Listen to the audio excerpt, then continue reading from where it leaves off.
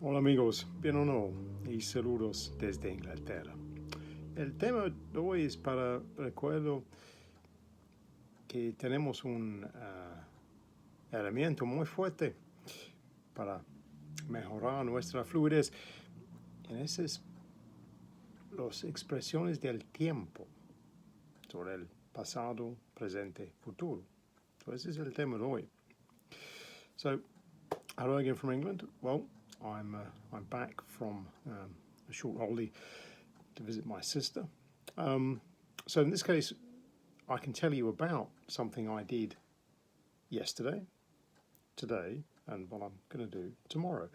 But the thing to remember in all of this is by practicing the use of those expressions for the past, present, future, and using them to talk about events that have happened recently, even if you have to kind of take one event that has happened and use that as a way to create what would have happened if you did it next week, or what would happen if you were doing that same thing right now.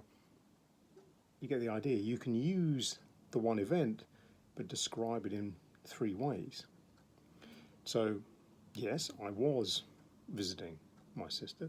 Today, I spent a lot of time on the train coming back from there. And tomorrow, I'm going back to work as normal. So I can talk about like the recent past, what happened today, what's happening tomorrow. But again, I don't have to limit myself to that. I could pick an event that happened to me last week. I could talk to you about that event, what happened last week.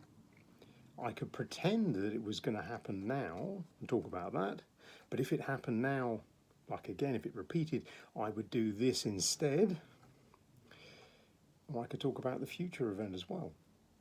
You know, if it happens next week, I'm going to do this. So there are different ways you can bring in those expressions of past, present, future. And it's a good thing to practice. Could you explain that as a past event? Could you talk about it as a future event? As well as just explaining what's happening right now. So right now I'm making this video. Last week I made some more. Next week I'm going to do some others. But it's a way of looking at different expressions of time, past, present, future, and remember what a useful tool that is to help us move the vocabulary around, because often, like we get in Spanish, the verbs change.